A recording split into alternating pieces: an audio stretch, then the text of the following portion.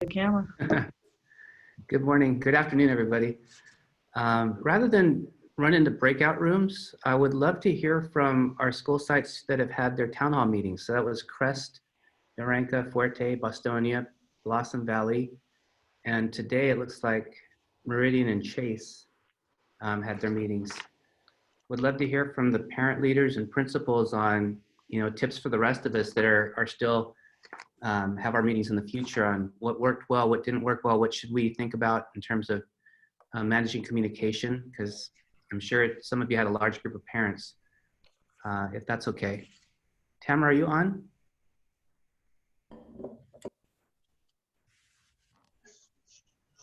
Tamara might be still, Not yet. Yeah. Still in the Chase meeting. They met from 2 to 3 today. Carmen, why don't you and your parent leader share a little bit about Crest, your experience, just a 30-second commercial of. Great.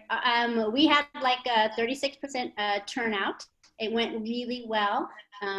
Everyone was able to share their ideas. Tamara was great at keeping us on track, making sure everybody was heard, but also moving along so we got to all of the questions that we wanted to get to. I was taking notes for Tamara as she was guiding the meeting, and that worked out really well. I was really able to capture a lot. And one of the suggestions that I made at the end was just let the parents know at the beginning the 3 areas that we're going to cover, the questions, so then if they have a specific question, they know that we're going to answer it throughout the hour. Great. Your parent leader on? I do not see them. Okay. How about Naranka? Hi, everybody. So it went very well at Naranka. We have almost 800 students and we only had about 100 show up, but we were thankful for the ones that did come and share their ideas with us. The conversation was fantastic. I feel much more informed on what the needs of our particular parents are.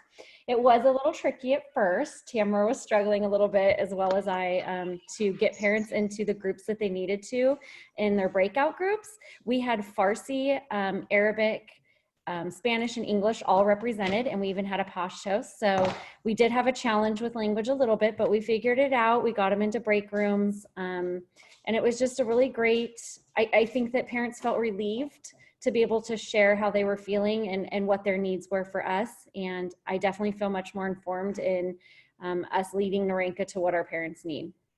Thank you. Is your parent leader here, Natasha? She is not. How about Fuerte? Thank you.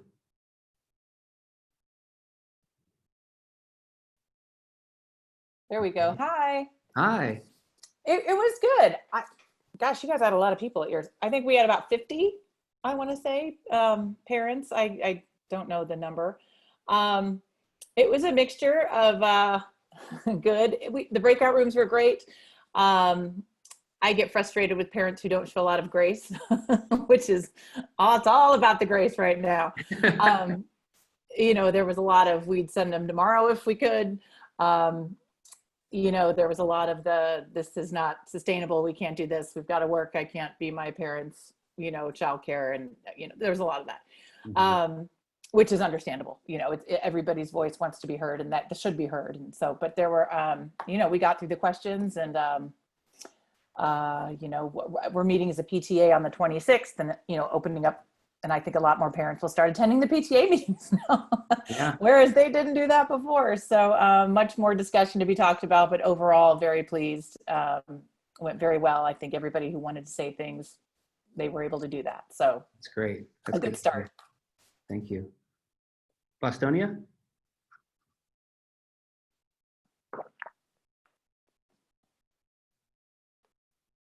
How about Blossom Valley? Can you guys hear me? We can hear you. We did have our meeting with Tamara. I thought it went really well. The parents were able to say kind of similar sentiments. They didn't feel like distance learning was being implemented for a long-term policy. We were kind of confused. There's a lot of questions that came up actually about the article that was released in paper. that made it seem like it was more of a long-term solution as opposed to just in the interim. And our parents just want to go back to school the way it was. And we had about 250 students represented at our meeting with ADA parents and a lot of staff members as well. And we just want to go back, and we would like to have less distance learning and more in-classroom learning. Thank you. Thank you. Is Bostonia back? And let's move to Madison and Meridian.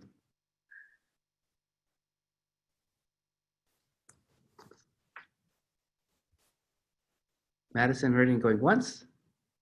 I was at the Madison one this morning. I don't know if Hi, that's Ashley. the one. Thank Hi. you. I don't know if that's the one you're talking about. I'm a staff member and a parent as well. So I kind of can see it from both ends. I think our meeting went really well. I don't know how many people were on it with Stephanie, but I know that Tamara made it go along really well, starting with the 3 questions, did our breakout room. And it seemed like childcare was one of the topics that we talked about, and the need for childcare when we go back or even before we go back now, as you guys have the childcare at Chase. So I think ours went really well, and good input from everybody that was there. Thank you. Tell me more about childcare. Go deeper into that conversation.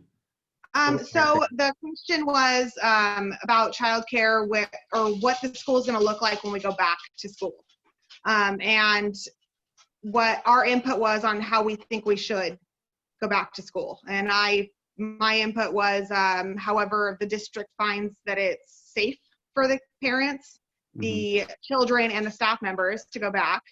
And then if the classrooms were broken up into an AM, PM kind of thing, what about those parents that are working full time and are going to have a hard time to pick up their kids at the end of the day? Yeah. If they're only a part-time thing, and then just the child care, because there's a lot of parents out there that are still working full time. And they're on the wait list for Chase to get in. They are essential workers or workers of some kind that are working still, and their kids are at home doing distance learning, and they're still trying to work full time. So there was a lot of that talk. Would love to hear more from other parents if you've had similar conversations with your families about just going back to work and the need for care. Is that imagining, from what I'm hearing from the Chase parents who are accessing it, that there's others out there that are feeling the same way?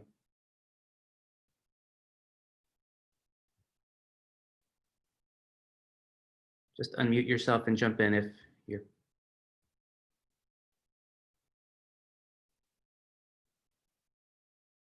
Okay.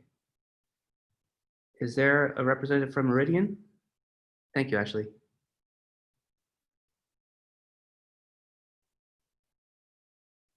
Okay, well, let's do a quick breakout then, and then generate some topics, and we'll come back in just a short 8 minutes. And I'm going to create rooms for about 6 people each, and we'll see you back.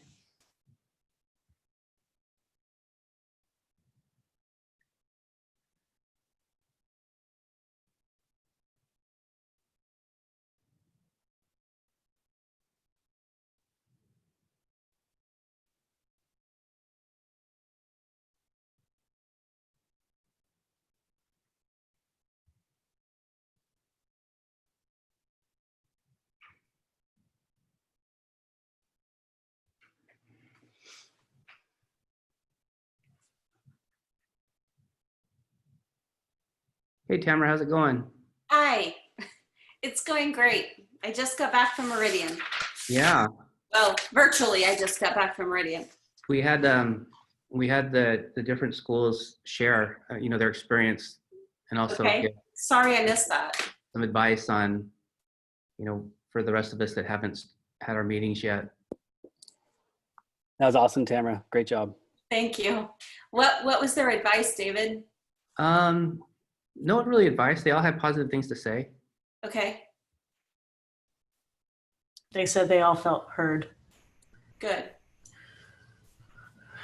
Well, Meridian is the winner so far. 120 folks in the Zoom call. Wow. Oh, so why don't we, when we bring everybody back, why don't you acknowledge the I will. principals and parent leaders, and maybe just give a status check on how it's going and what to expect. Okay. What are they discussing now in the breakout room? I joined just as you were sending them away. Just topics to generate for today's call. If Oh, there's- okay. Okay, perfect. Karen, did you want to talk about grading? Or should we let them know that that's coming towards the board meeting tonight? What do you think? I think just that the board's going to be discussing it and making a decision tonight, and communication will probably be later in the week. Teachers have asked that they get a day or two to digest what the final decision is before everything goes out to all families. So I'll just say that. And then do you want to solicit input from this group or no? Okay. Okay. Karen Input, no thank you. joined me on Friday evening, so she may have a little PTSD. I did. Yeah, and the public comments are coming in. It's a lot. Oh, Are really? there? Okay. On grading. Yes. So I'll put them in that doc. I'll share it with you too, Minshu, so you can see it. It'll be interesting. It's a mixed bag, really. Yeah. Grading's a very sensitive subject. It's, It's a judgment for those providing it and those receiving it. yep.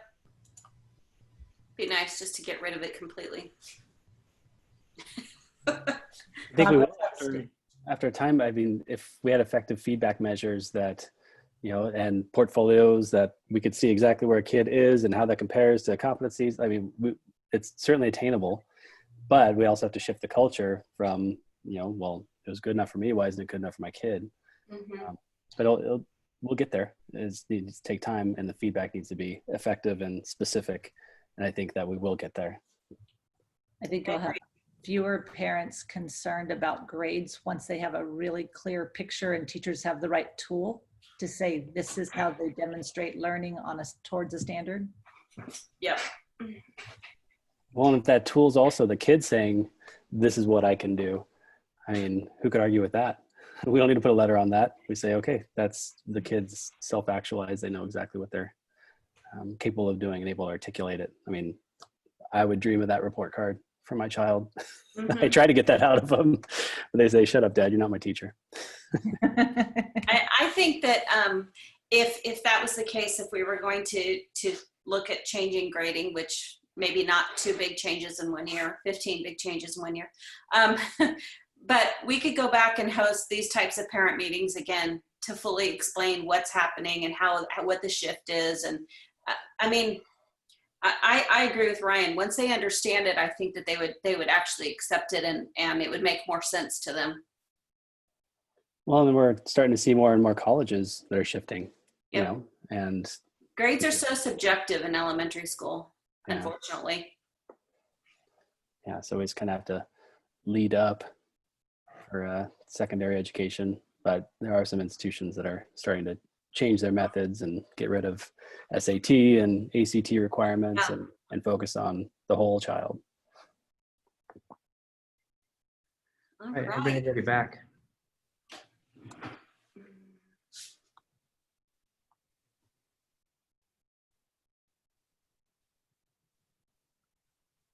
David, I'll wait for your cue once everyone's back. Sure.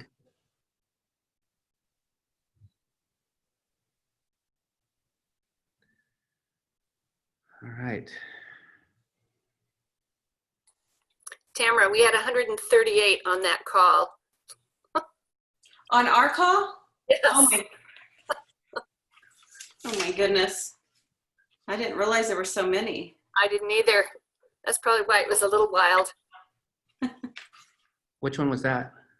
I had a parent advisory committee meeting scheduled for state preschool, and so I put the word out to the teachers. I invited the teachers. I asked them to invite all their parents. Gotcha. And we had a huge group. Usually I have about 10. So there were, I think almost all the teachers were there. There were 21 of them, and there were a total of 138. Lots of parents, lots of parents. Tamara, why don't you kick it off and then we'll go through the rooms, and then we have a couple agenda items we'd like to discuss. One is the Unplugged Wednesday activities Ed and his team will present, and then we'll see what else we want to talk about. Tamara? All right. Hi, everyone. It's good to see a few familiar faces. I have been working with your schools and your principals and your community to do some community type town hall meetings via Zoom. I've just finished 8 out of 27. And I have to tell you that the response has been really overwhelming. We have parents that are so grateful that their voices are being heard. We have parents that have real concerns, that are really scared about going back to school, and they're grateful that our school district is considering alternatives and that we're considering flexible type learning spaces. Just finished up with Meridian just not 9 minutes ago, 120 parents in that room. And I have to tell you, that it was a level of respect and kindness that I have not seen in a very long time. Our parents are rocking it. So thank you so much for being part of this. Thank you, our parent leaders, for helping us get the word out. We really appreciate all your feedback, and we're gathering it, and we will be using it.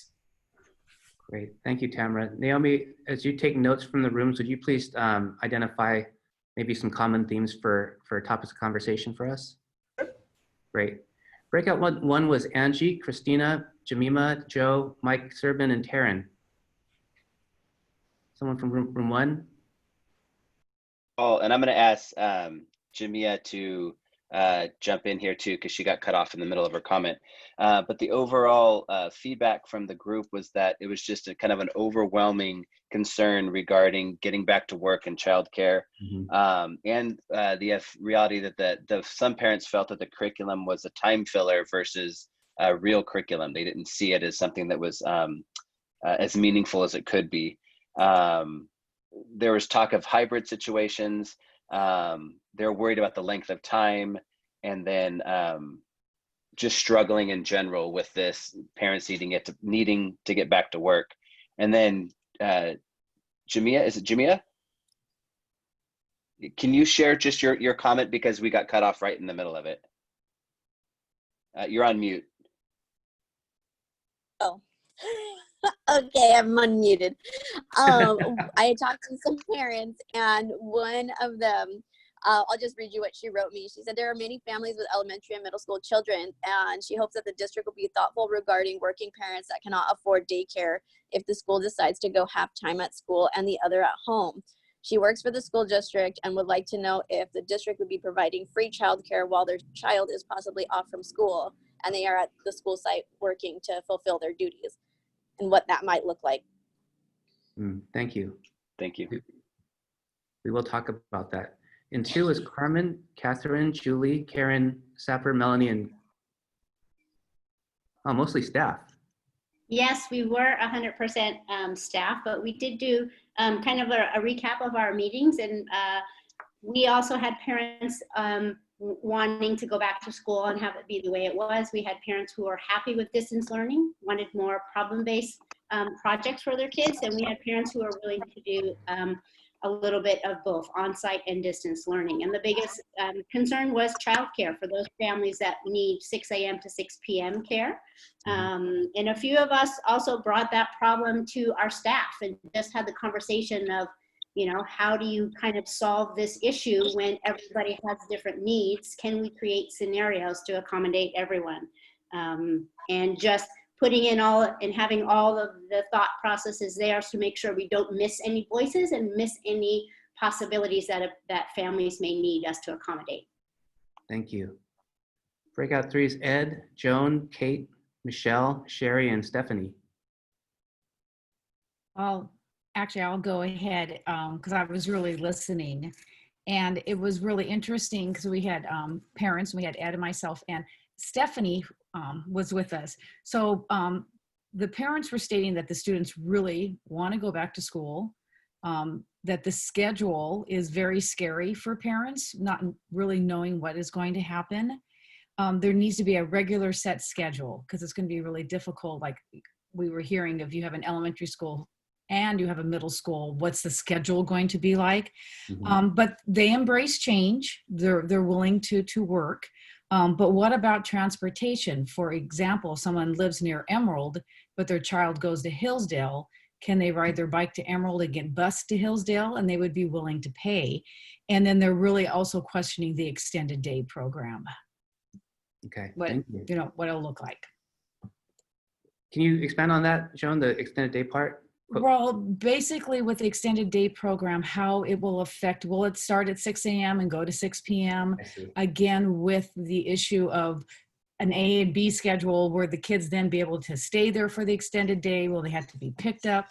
So I think that's what their thought processes were. Thank you. 4 was Ashley, Elizabeth, Jack, Joanna, and Maria.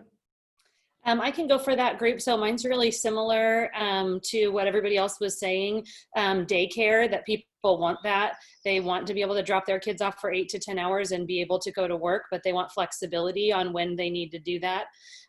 There's also some discussion about our students with special needs and them having one-on-one aides, and just that parents are feeling like they really want their kids to get back to school to get that extra help that they need, because it's really hard to have a kid that has one-on-one needs at home all day, that those parents really want to too. And what about the discussion of going back to school normally, so that we can have our extended day programming, so that it isn't a schedule where there's an A and B track and parents can't actually go and do their job.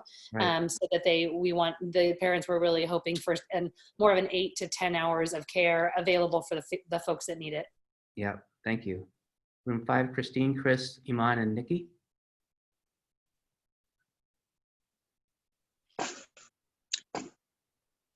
We talked about other stuff too. Okay. So yes, we've had a few parents, because I talk to a lot of the parents in all different districts, and it is the workload that we talk about. Some is talking about the homeschool that was already homeschooled that got changed from the distance learning. And then we were talking about 5th grade graduation. So ours is a little bit different from everybody else's, but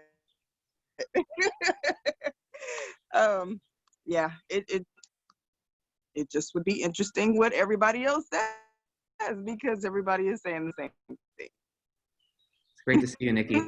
Thank you. Daycare and just different blocks. Mm-hmm. Thank you. Room 6 was Chris, Elliot, Naomi, Sergio, and Taryn.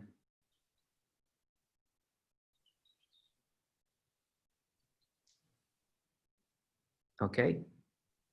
I'll go. So we didn't see Naomi. We were all administrators with Elliot, and so Elliot expanded a little bit about a robust advisory system, and he talked a little bit about every student having a learning plan, which I found really, really interesting. So it was nice to talk to Elliot. Great, thank you. Room 7 is April, Liz, Shannon, and Tita.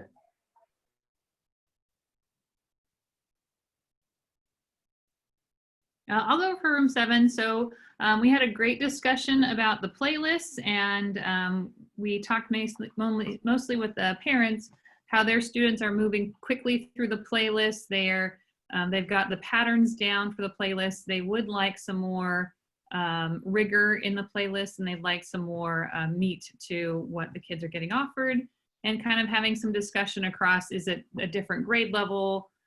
Or is it different expectations and what people are plugging into the playlist? So mainly about playlists, but good. The kids are in good routines, and people are wanting to get back to school. Great. Thank you, Liz. Room 8 was Daniela, Debbie, Katie, Tam, and Tasha.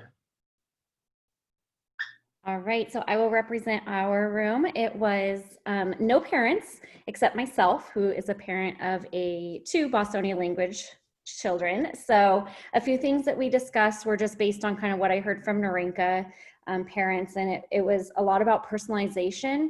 A lot of our special education parents are concerned that their students aren't receiving the personalized instruction that they could be via their playlists. Also heard personalization in the way of one parent had spoken out that they have a younger student and an older student. The older student was kind of finishing really quickly to where the younger student was struggling to get things done, and just keeping our kids interested and engaged and making sure that we are filling their day with personalized and individual instruction.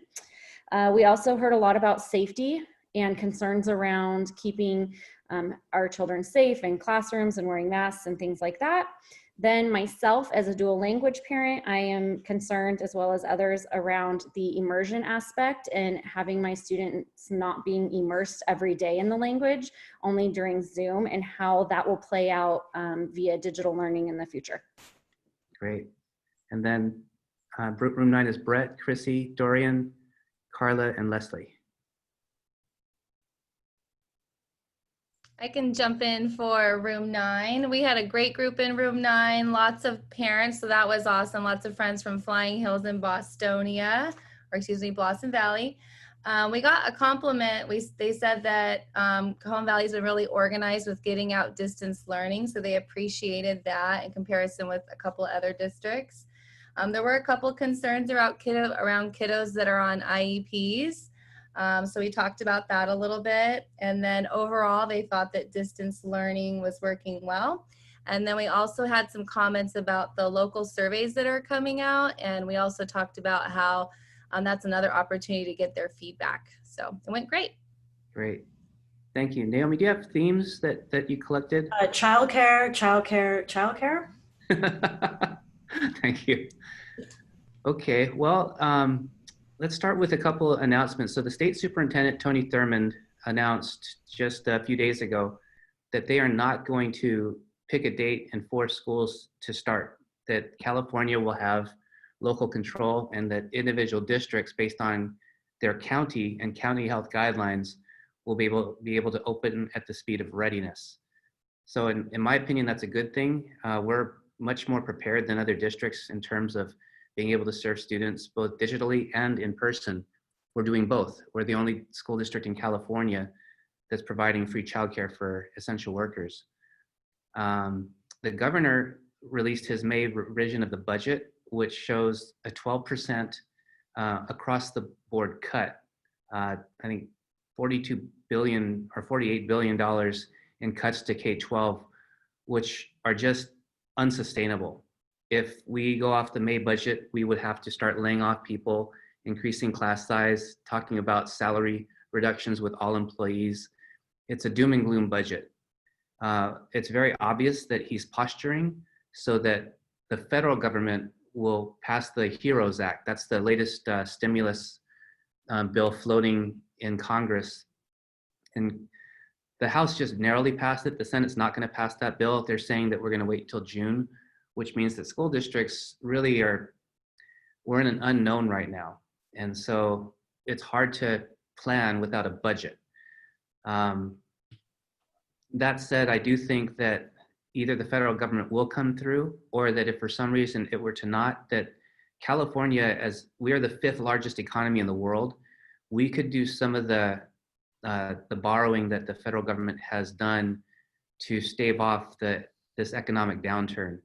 So there's lots of things that both the federal government and state can do.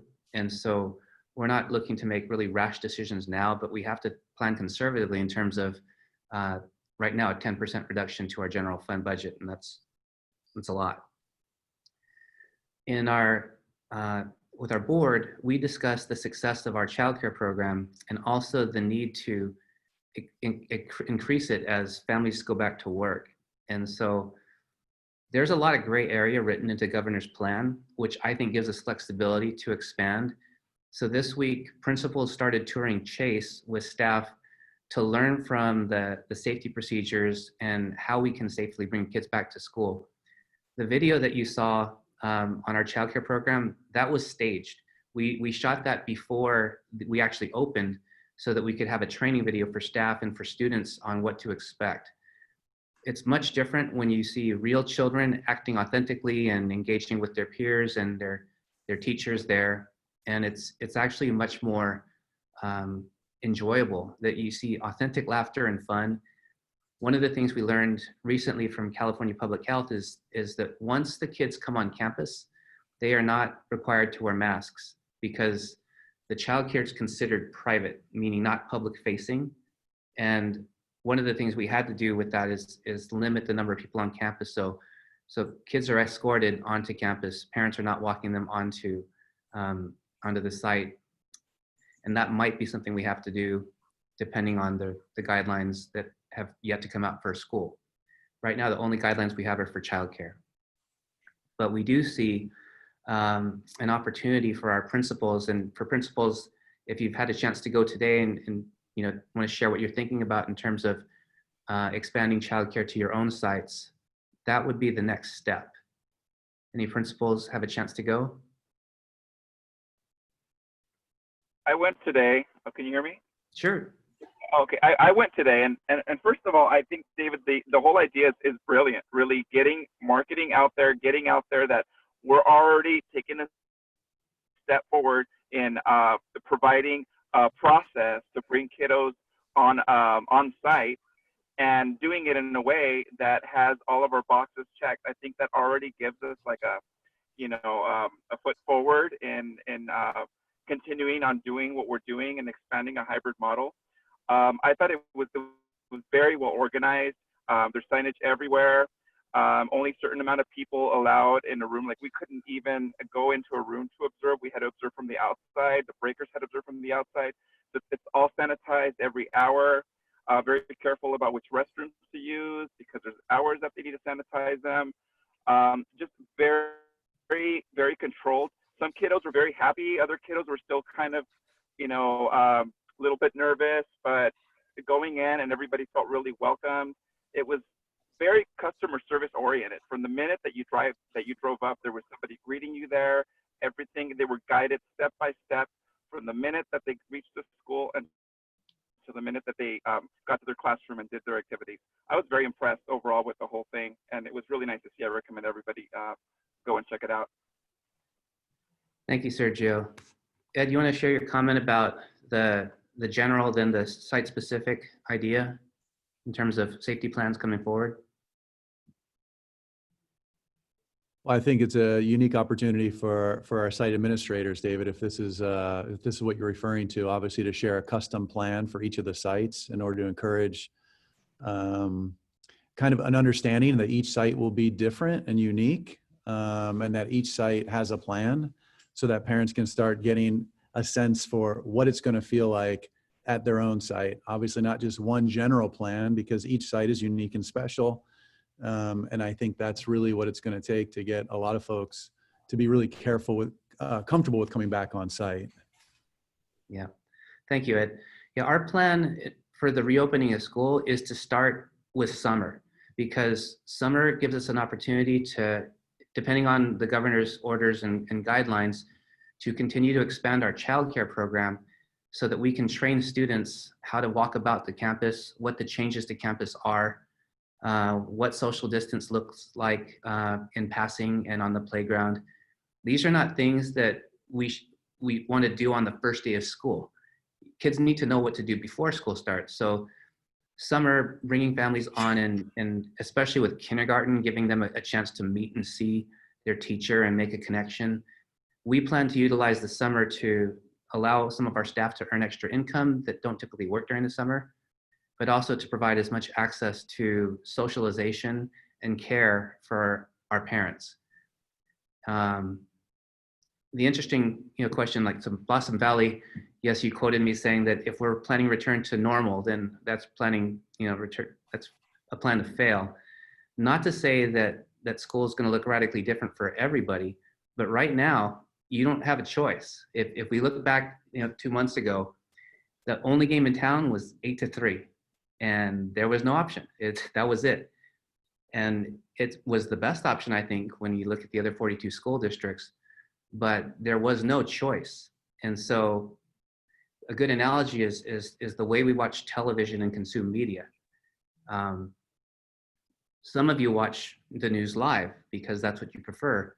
Some of you watch television on demand. The technologies and flexibilities that other companies and other businesses are using to personalize and make the experience tailor-made to each customer is something that schools have never done, at least public school systems. There are some privates and charter schools that offer flexibility and choice. But for the Blossom Valley families, if you liked the 8-to-3 model and that was it, that will still be an option. But if we look at school system differently now in flexibility, it could also be an option with a 6 a.m. to 6 p.m. model to have your child in the morning if you're someone that works in the evening. So there's flexibility and choice. And if the choice is to go back to the way things was, there'll be an option like that. If the choice was to have, for now, 100% distance learning because I don't feel safe for my child to come to school, that's an option as well. So what we're doing right now is really looking creatively at our scheduling to make sure that when we put out the survey to parents, that we can customize the experience based on parent need, parent work schedule, and for those that are working families to have wraparound care. And for us, if we go back to the way things are as they were, then there's no flexibility to provide extended care for families. It really has to look different in order to be open from 6 a.m. to 6 p.m. And I think that what we're learning from our childcare program, what we're hearing from our families, is there was a care issue before. It just wasn't an option. It was very expensive and it's limited. A couple of our schools have wait lists. And so it wasn't accessible and affordable to most families.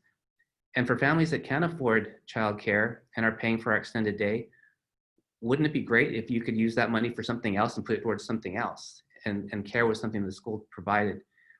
One of the things that our board has been talking about is for all the taxpayer dollars that go into funding our public school system, we should do better than just 8-to-3. And we should provide flexibility and choice for our families and understand the unique children and also parents' situations so that we can truly be a partner. And those things weren't really possible prior to this conversation in terms of really examining the system. So I get the concern about change, but really it's adaptation to the modern world. And again, for those that like the 5-day-a-week, 8-to-3 model, that will still be available. It just won't be the only option. So I hope that makes Blossom Valley feel a little better in terms of, I like school the way it was. Yeah, we like that too, but we also like expanding it to provide care and enrichment activities for students that won't come at an additional expense. I hope that helps. I see Sergio and Chrissy raising their hand. Sergio, why don't you go first? Okay, excuse the appearance, by the way. We had a themed meeting today, so that's why I'm dressed like this. Pirate? But it was a Tiger King theme. And so, you know, we're wearing our leopard print and accessories and all that. But I was going to say that, you know, wouldn't it be cooler, I don't know if maybe you're already thinking about the possibility of empowering our families and students with some sort of an app where they can check their own symptoms and their temperature, kind of like a step ahead before even going to school, and maybe, you know, submitting that information somehow, if it's even possible, or I don't know, just an idea. Yeah, we're waiting for the public health guidelines. Those are really law. We have to follow that. So until we have that, then we can adjust and think about the how, but specifically. Thank you, Sergio. Chrissy? Hi. I think that for us, like the biggest disconnect is we're fine with everything you're saying, like, but we feel like it's being proposed to families as not a permanent solution. And what I feel like you're saying is that this would be a permanent solution for families to have the option to distance learn or not to distance learn. But I feel like when it's being presented in even just the 3 questions with Tamara, a lot of times it comes across as like during the time of when people are afraid of the virus, not necessarily as a long-term solution. And I think that that is what we feel needs to be more transparent, because I think parents could feel differently about what you're asking, whether or not they have a choice. If it was presented like, we want to change this for good. We want to offer you free childcare from 6 to 6. We want to offer flexibility. But I think when people are thinking about, you know, you haven't come out and said, even though people picked up their belongings, that we're not going back in June. Like, there hasn't been a lot of definite, and we're not in the hallways chatting with our parents and administrators and teachers like we were before. So I know that not all of the Zooms have had all the parents invited. And I think that even like this, you had 2 breakout rooms with all administrators. And I think that this isn't really giving a clear view of what parents want when not a lot of voices are on this call. We lost you, Chrissy. Oh, thank you. I think I'm just done. Thank you. Well, I think having town halls at every one of our schools and continuing that is a step in the right direction, and certainly want to continue to provide option for input. And we're meeting weekly with all of our stakeholder groups, so I appreciate that. I'd be happy to join Blossom Valley in the next call, if that would be welcome. We have it would always be welcome. I would just ask that you guys have it where you unmute people first instead of letting people unmute themselves. We have a passionate group. Aha, thank you. We have a short presentation from staff, and they've been working on some really cool things for your kids to do unplugged. Melanie and Chris, would you guys share?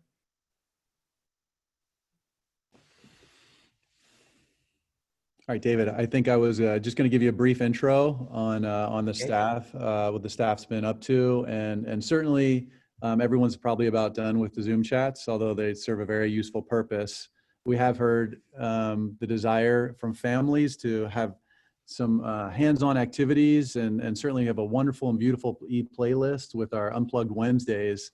And this is an opportunity to build on that concept of parents, families, guardians being able to work with their students in a hands-on way, and specifically with some hands-on work-based projects.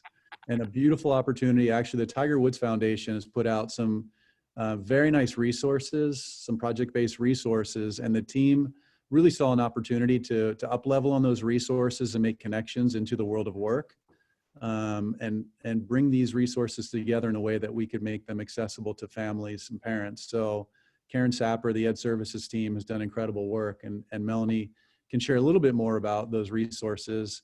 And then we're hoping that that our families here might be open to sharing some ideas of what we'd want to call these activities. So I think Chris Collins is going to have something to share as well. Melanie? Hi, everybody. Thank you for all everyone's doing. We're all working really hard these days, and I'm a parent as well of a first grader, so trying to balance work and life and a family, I know is a challenge. But a small team and myself, Chris Collins and Katie Connolly, Tara Manning, Holly French, Deb Steller, all up at Ed Services, an array of math, science, ELA, ELD, middle school, primary, special ed. We all kind of came together in this joint effort, and we started with the Tiger Woods Foundation. I'll just kind of, Chris will link some of this in the chat so you can check it out, but they come with a beautiful, already pre-made activity that's STEM based. So this one you build a parachute on the premise that most likely you have a lot of these things in the home. If not, there's suggestions on how to kind of switch them out. So we took those resources and then kind of connected them to the career exploration. So you have, the families will have a booklet that's all bound. One side will be what teachers kind of see and kids are used to on the clear template, where they connects to a career and like the learning intentions and kind of essential questions. And then the activity will reference back to the Tiger Woods, and then some conversation pieces for the families. So our team came up with, kind of pulled out 12 of these activities and connected it to the careers. Like this one, for example, you design a parachute, connected it to a Air Force pararescue team. So we even connected a variety of different levels of careers of post-12 graduation, military, trade schools, bachelor's degrees, preschool teachers, so you have your AA degrees, on-the-job training certificate program. So there's a variety of those post-12 options. So the families will have a booklet that our print shop is in the process of designing right now. And there'll be 12 of these STEM activities, as well as taking, which your students do in their classroom, the career card activities. So there's pictorial decks. We use these in our parent sessions as well. There's all the career cards that have actually some games designed to them. We pulled out 8 games that families can play at home. There's like a career card heads up game, so you have to try to guess the career.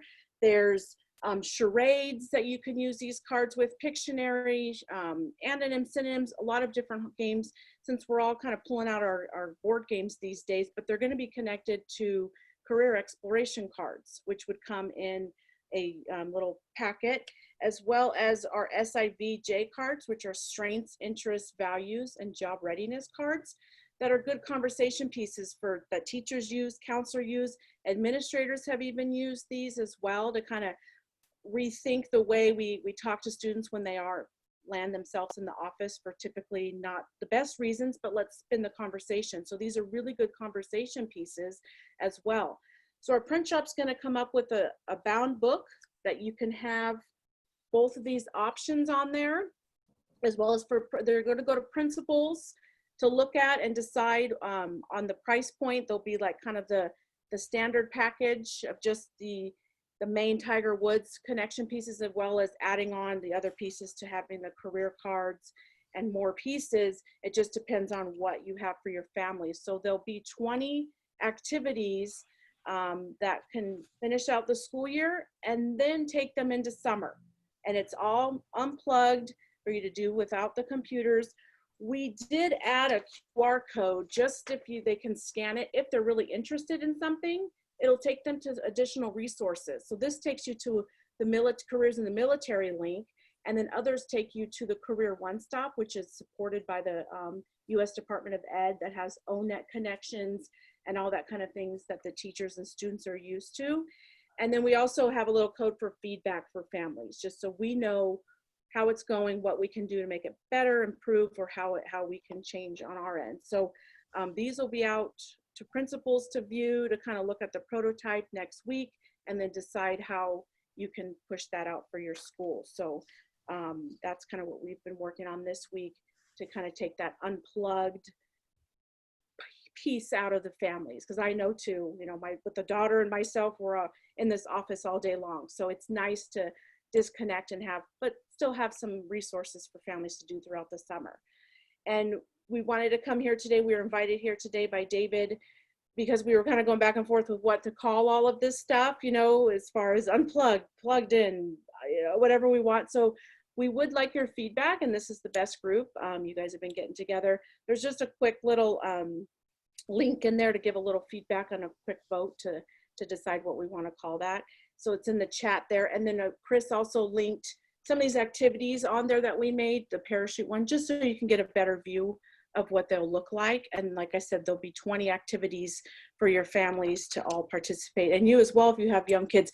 We figure it's K, we designed it K to gray. So kindergartners all the way through grandparents can play all these. So it's for everybody to kind of experience the world of work, STEM, and good old Tiger Woods created it all in his foundation. So we're just kind of using it as a launching pad. So anything else, Chris, team? They're on here too, chime in. Oh, thank you all for your feedback. We really appreciate any and all feedback on this.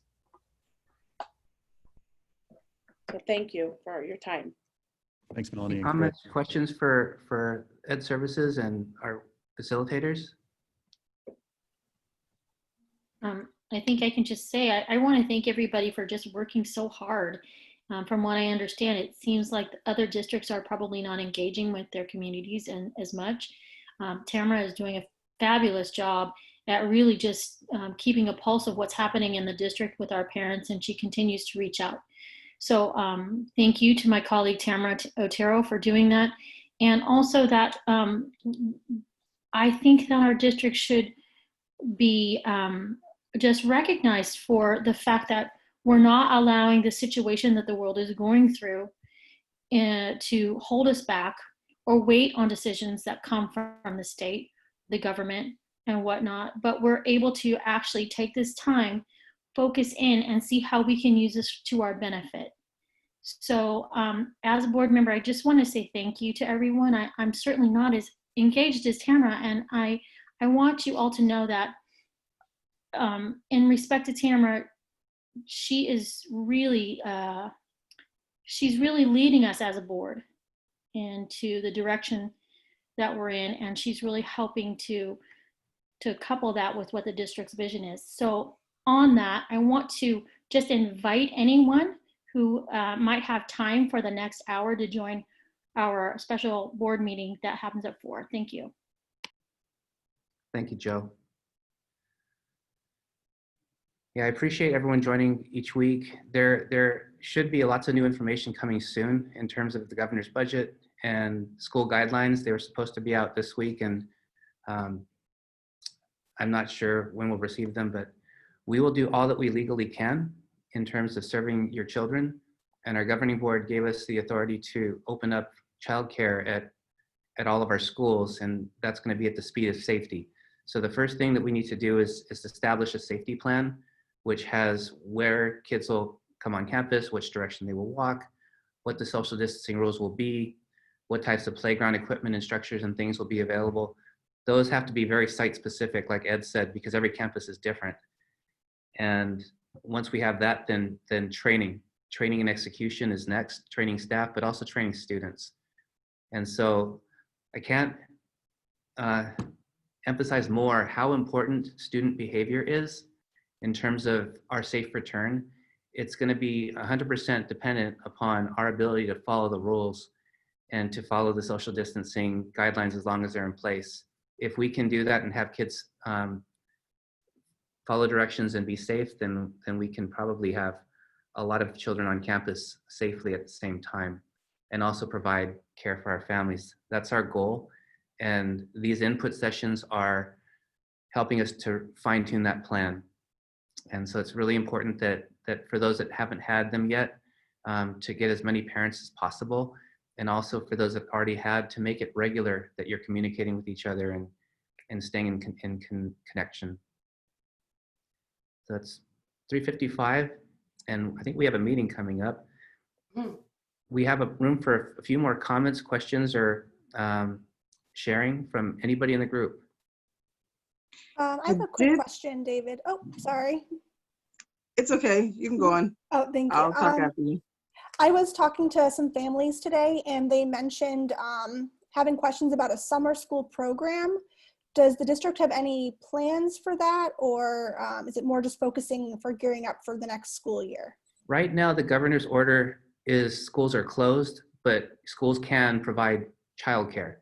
So we're going to use the childcare provision to bring students back and also to provide learning.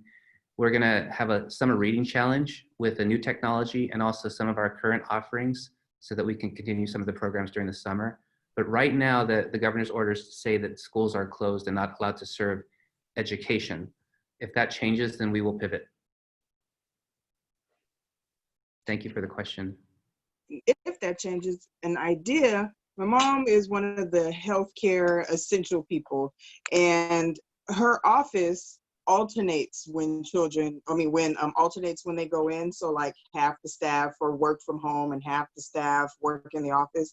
Maybe with classes or something that might be able to happen where they can still be in class, but they'll be on Zoom, and then the rest of the class will be in class and they will alternate. Does that make sense? That makes sense. Yeah, that's just an idea for if we ever go back in the classrooms. Yeah. Alternating how many children are on Zoom and how many are in class.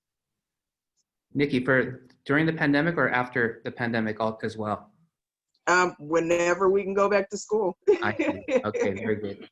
And if that sticks, then it sticks. If not, there's just a pandemic thing right now, you know? Sure. Okay, Chrissy and Carla. Hi.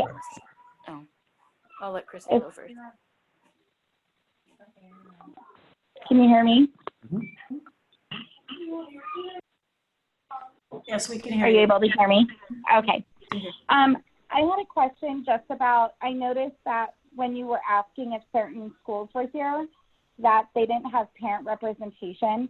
Is there a way we could get more parent representation from those PTOs or PTAs that don't have parents? Like, I noticed, like, if you called, like, for the president of certain schools, they weren't on. Can we reach out to maybe their VP or their treasurer to get more parents in the breakout room? And Naomi, you want to share the process you used? Yeah, so we selected was the SCAC, which is the parent group, We have also selected PTA, PTOs, and then we reached out to each of the principals that if you don't have a PTA or a PTO, please send as many parent representatives. There are, if you notice on our calendar invite, 114 people. A large portion of that, about half is parents, but we're just not getting them attending the meetings, some of them. But if you have names, If you need people, help, I please can help forward you them to find me. them. If you end up needing help getting more parents, I could. Yeah, if you need more parent, or if you have anybody you would like to add, just send me their name and their email address to the call and to our list. If I can add to that, I'll reach out to the PTAs via email as well, Chrissy, to make sure that everybody's gotten their invite to it as far as PTA. Thank For you. president. Thank you. Carla? Carla, go ahead and unmute yourself and share. There you go. Thank you. Mine is more of a comment more than a question. Just going back to everything we've talked about, and you know, April and I really do consider ourselves, you know, leaders in our community, and we're very, you know, we consider ourselves very supportive. And I just wanted you guys to know that all of these changes, they are scary, but we're for it 100%. We want things done for the kids and to make them happier and make the parents more comfortable with their kids' education and more involved. So I just wanted to say that I think all these ideas, even though they're scary and it's change, that, you know, we're all for it, and, you know, welcome them with open arms. And there will be mistakes and there will be challenges, but as representatives, I feel like all of us on the committee should be out there, you know, and I've had several parents that have a lot of concerns about it, but I just reassure them that, you know, things need to change. The education system as it was needed to be tweaked a little, and, you know, change is scary, but we all need to hang in there and roll with the punches, basically. Thank you, Carla. And Michelle? That's it. Okay, can you hear me? Yeah. Okay, perfect.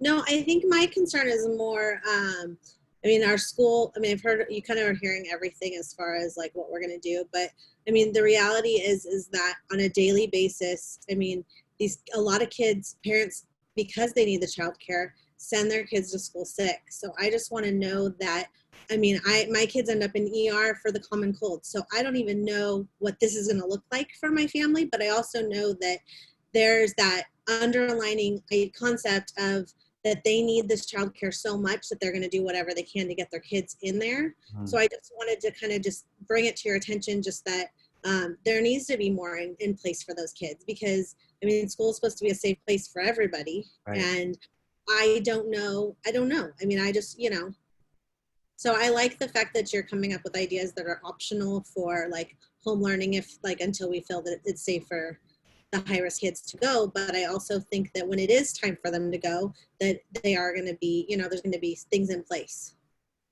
So thank you. And I can kind of take that one, David. I was out at the school site today and I was able to tour it. And much like you, Michelle, I have 2 kids and I would be terrified to send them to school right now. That's just my own personal preference. However, they had a great system where the parents weren't getting out of the car. The kids were getting their temperatures checked. If there was any symptoms at all, they were putting them in a separate room and they were calling the parents right away. That safety is obviously everybody's first priority. And what I saw today, not as a staff member, as a principal, but as a parent, it made me feel really good, like, oh my gosh, we're going to be able to do this. So we hear you and we want to provide you with that choice. We don't want anybody to go to school if they're uncomfortable. That's not something we would want for any family, but the highest precautions are being taken, and once it is safe, it's amazing to see the kids back out there.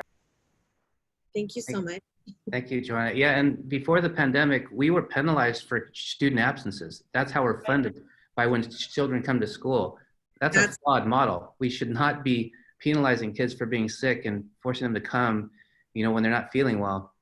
And that's why I said that. That's honestly like what to like have that be said, because I hadn't heard that yet, and I was like, okay, well, we just, you know, it's our chance to change it. It's you know, that's why we're here. Yeah, thank you. Thank you. And for families that want a vacation during the school year, you should be able to do that and not be penalized for that too, so long as the kids continue their learning. It's just technology enables so much, and so thinking differently about attendance and enrollment in terms of safety and flexibility is what we're looking at.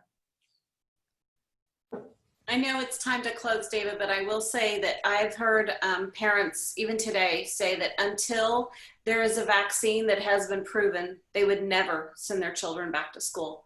So flexibility moving forward is going to be crucial in order for learning to continue. So I appreciate all of the creative brains that are working together in Cajon Valley. If you read the comments right now, there are parents that are saying right now, this isn't happening elsewhere. So it's with great appreciation that, that we move forward. Well, that was a mic drop. We'll just end with Tamara's statement. Thank you, everybody, and we'll see you next week. And don't hesitate to reach out to Naomi if you'd like to have an individual meeting or just speak offline with me or any of us. And then not next week because Monday is a holiday, unless you all want to meet on a holiday. No. No. Wow. Okay, maybe not next week. No, we need a day off. Okay. Okay. Everybody. Couple weeks. Yep. Okay. Thank Bye, you. everyone. Thank you. Thank you.